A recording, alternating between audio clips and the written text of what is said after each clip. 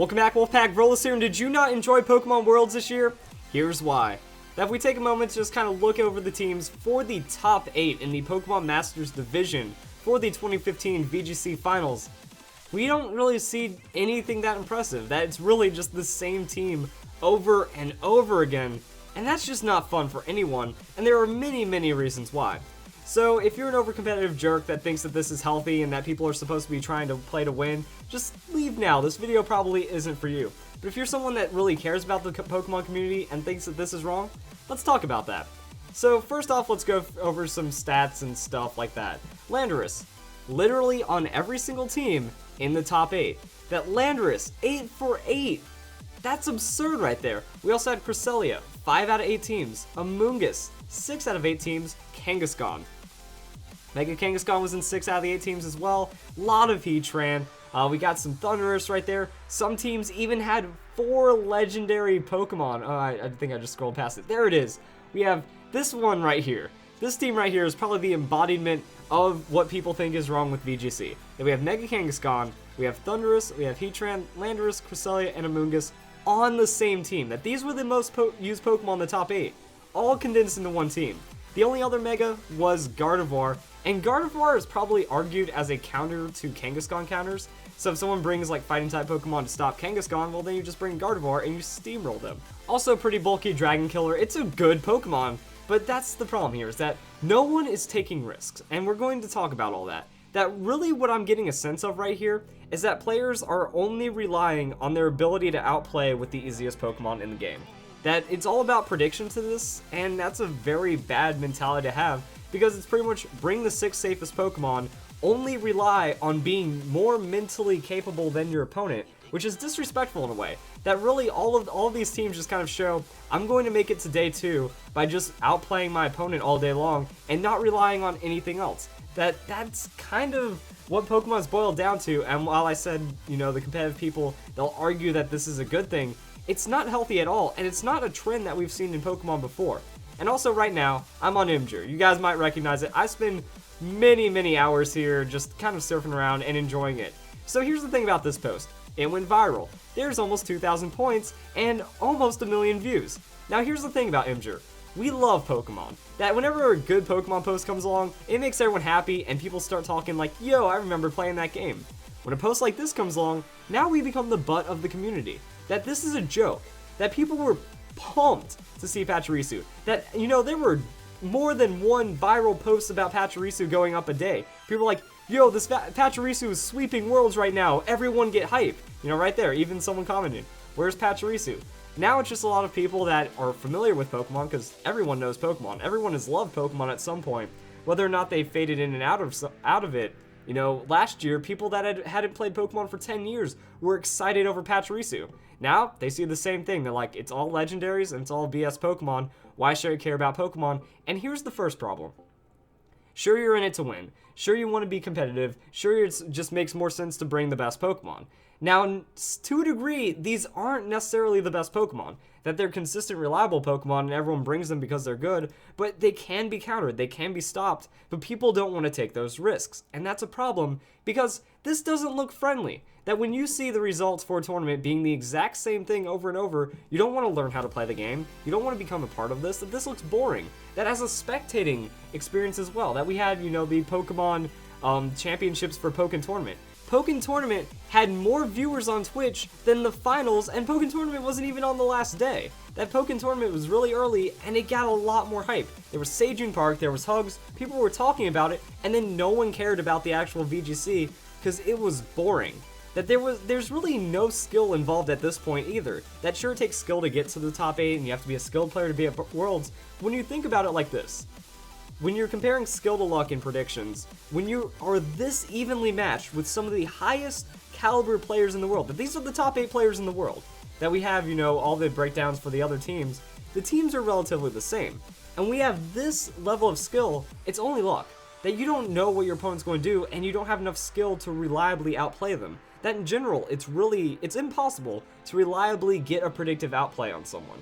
That you're just kind of relying on skill, you're relying on their feelings, but at the same time, it's random.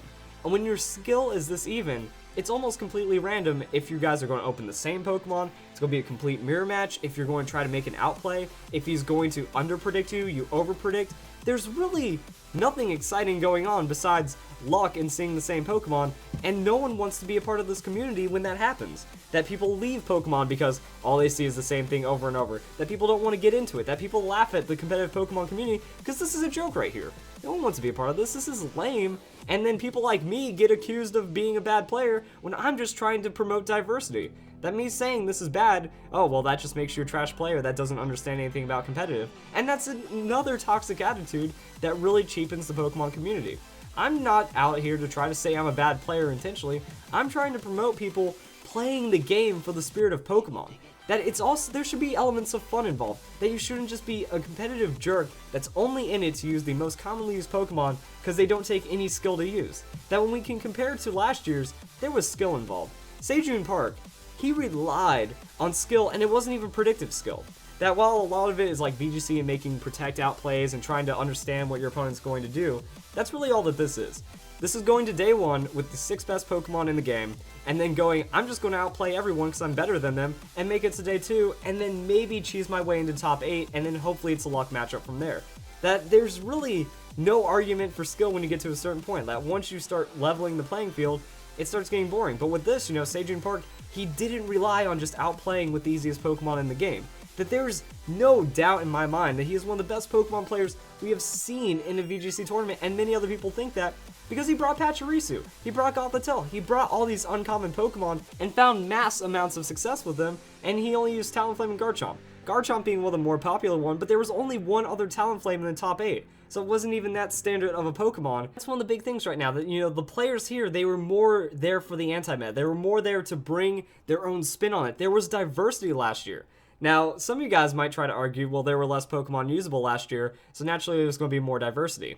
Well, here's the thing. In the Masters Division top 8, there were no Kangaskhan and no Amoonguss and only 2 Talonflame. There were 5 Garchomp and 5 Mega Mawile, which were the most used, but that was as centralized as it got. 5, not 8 Pokemon, not 6 Pokemon out of the top 8. And even then, we saw more Mega Pokemon.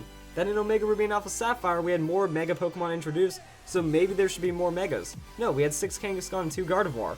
Here we had Mega Gyarados, Mega Lucario, Mega Mawile. We had Mega Venusaur and Mega Mawile on the same team. People were making outplays. There was Heat Rotom meant to counter out Mega Mawile, and then Heat Rotom was also countering Mega Lucario, who was trying to counter Kangaskhan. It became such a threat to Kangaskhan that people were running Conkeldurr, Machamp. Hey, Machamp made it in Seniors Finals and Masters Top 4, which is pretty cool. We had a lot of Pokemon that were threatening Kangaskhan, to where if you brought Kangaskhan, it was more of a liability.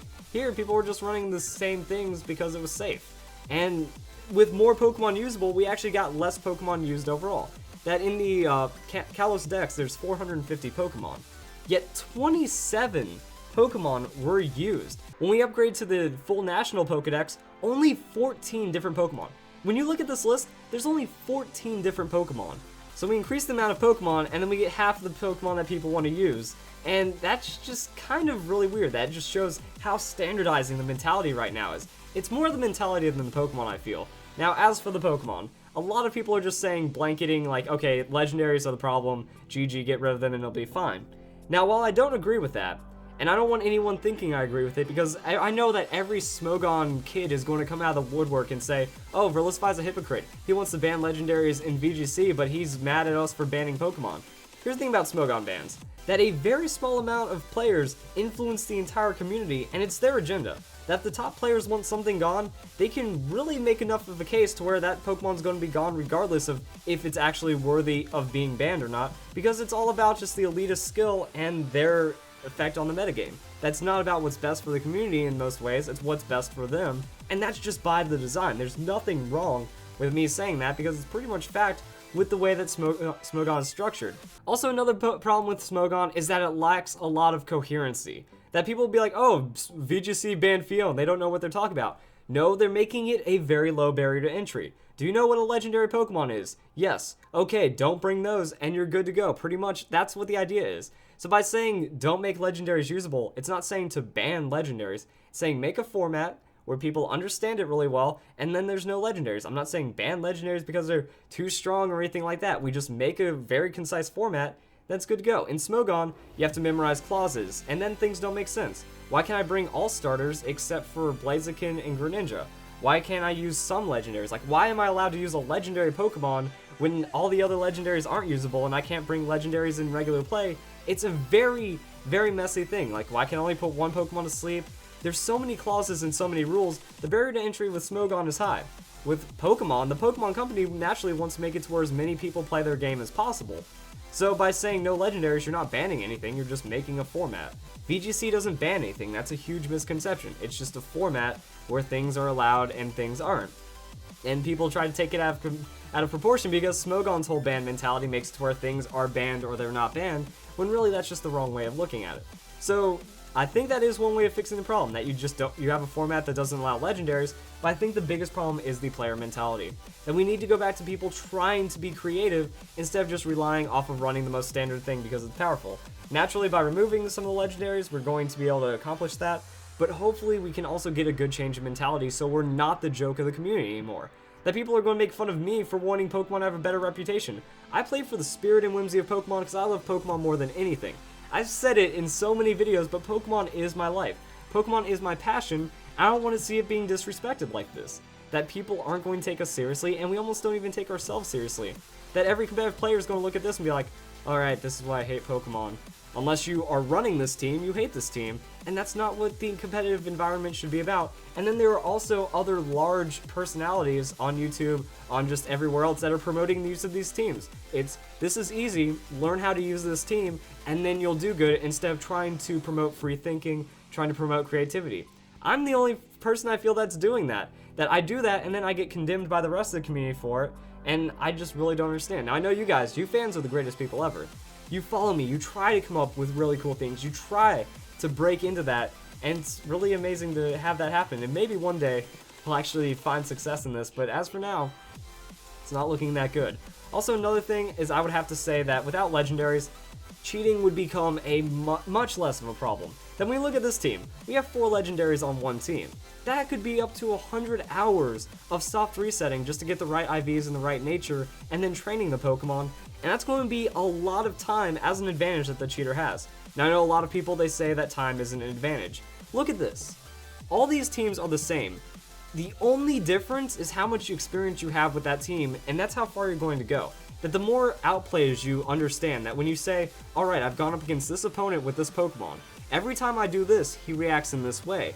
So naturally you're going to start calculating all that through hundreds of battles with your team, even if it's a super standard team, you're going to get that experience over what your opponents generally do, and that translates to an advantage. Then now you gain 100 hours potentially of battle experience with Pokemon that you shouldn't have because they're cheated, then that translates to an objective advantage that is gained over opponents, or that is an advantage that you don't have. You don't have that experience with a team, so you're going to be at a disadvantage against matchups that you aren't trained for, that the cheater got an advantage in. So it is an advantage. There is cheating advantage here, and by removing legendaries, sure, people are going to cheat, but at least it's going to be much less of a gap. That, okay, it's like he breeds a team. That's a day's worth of loss instead of weeks worth of loss for a Pokemon. Also, I mean, it pisses people off when he just genned all 4 of his. How's that fair? You know, there's a lot of fairness issues, there's a lot of competitive issues in Pokemon, and they're really pissing me off, and now they're just showing. We need more people like Sejun. We need more people that are bringing the craziness. I mean, even Judy. That was cool that you bring a Mo Rotom. It had like 2% usage or something. Even the Mega Lucario, you know, people are like, it's banned. Well, in VGC, it's not that strong. You had 2 Megas on the same team. There was so much cool stuff going on, and we lost it this year. So I'm really fighting for that. I'm fighting for people that, you know, this isn't a good thing. If you're a competitive jerk, like I said, just leave the video. It's not for you. You're not going to influence this community positively in any way by doing this. That's really all I have to say. So hopefully we'll get some kind of reason. Maybe Game Freak will catch on. They did talk about, you know, Kangaskhan and Garchomp are a little too overpowered. Maybe they might patch it in. Maybe in the next game there'll be some tuning differences. But hopefully we'll get a format where people are actually trying to make the game better than it is. And that's really what we need. So I hope you guys enjoyed this video. And I hope you all have a nice day. Thank you for watching.